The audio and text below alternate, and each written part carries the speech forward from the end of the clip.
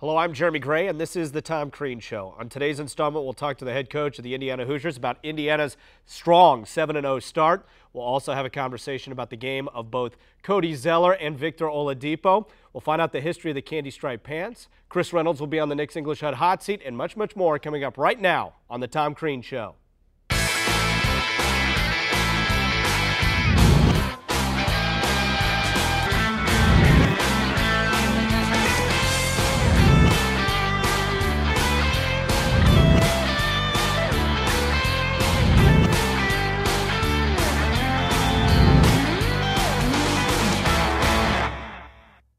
Coach, your team's off to a phenomenal start to the season, undefeated at this point. Let's go through a couple of those key games along the way. Sure.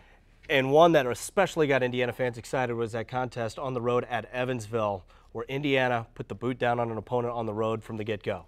Well, we did. I think we were honestly surprised at how well we played in the first half. I don't think any of us were expecting that going in, that we would play as efficiently as we did. But we did, and that was a great feeling because we got the game going with our defense. We followed the game plan. We knew that this team wanted to be very, very good at converging on the ball in the middle of the lane. And if we tried to make plays rather than allow the plays to happen by kicking the ball out, dropping the ball off, things of that nature, it could be a tough day. And our guys really understood how to play, and they had a lot of success with it.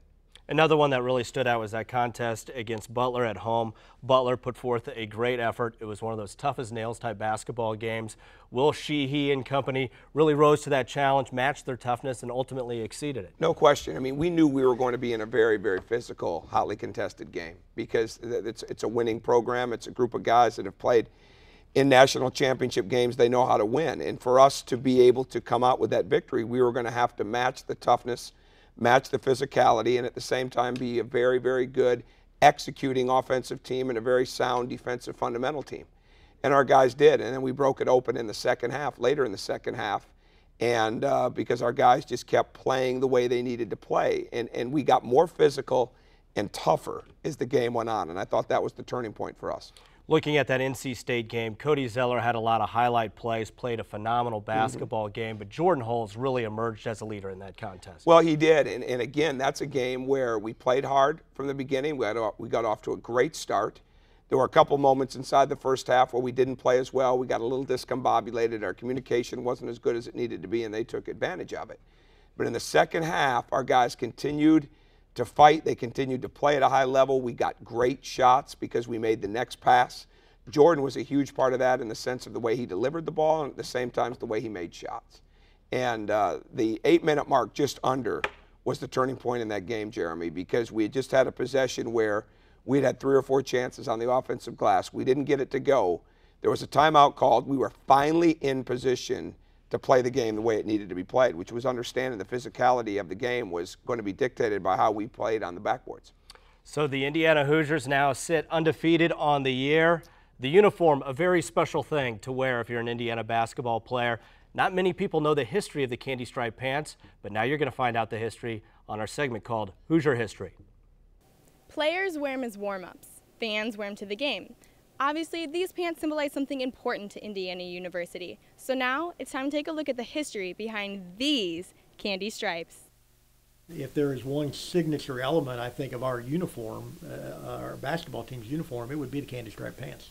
Though nobody knows how these pants officially came to be, they've been a staple of the Indiana uniform for decades, showing up in athletic catalogs as early as the 1970s. The success of the basketball program and the popularity of the pants goes hand in hand. Indiana University has been on basketball more than any other Big Ten institution as far as being on either CBS or ESPN on a nationwide basis. And so I think when people saw Indiana play, they recognized those candy stripe uniforms. As you watch television and you watch the IU games, that's the first thing you saw was the team run out in the candy stripes. So when you finally got to put those on, those were pretty special. Well, everybody in Indiana and all over the country knows about the candy stripe pants. They know that Indiana, started that, whatever. So it's a big deal, and everybody loves them. We love to wear them, and they sell.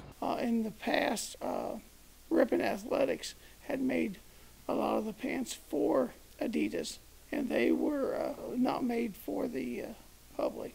After changes in licensing agreements, the candy stripes became a part of IU basketball that fans could own. I live in Bloomington, so I grew up watching the Hoosiers all the time, so Looking at the pants on TV, I always grew up wanting a pair of them and to go to the games. The candy stripes have made an impact at IU and have a special place in the hearts of both players and fans. It's just the tradition, the look, and I'm so glad that they kept that candy stripe look, so that tradition lives on. Growing up in Indiana, it means a lot just to come here, and candy stripes is one of the big traditions here, and it's definitely an honor just to wear them. They made a statement early on, and there is no doubt that they will continue to symbolize tradition in years to come. I'm Margot Andrews for the Tom Crean Show, and this is Hoosier History. We need to take a break, but when we return, we'll talk to Coach about the 1987 Indiana Hoosiers on the Tom Crean Show.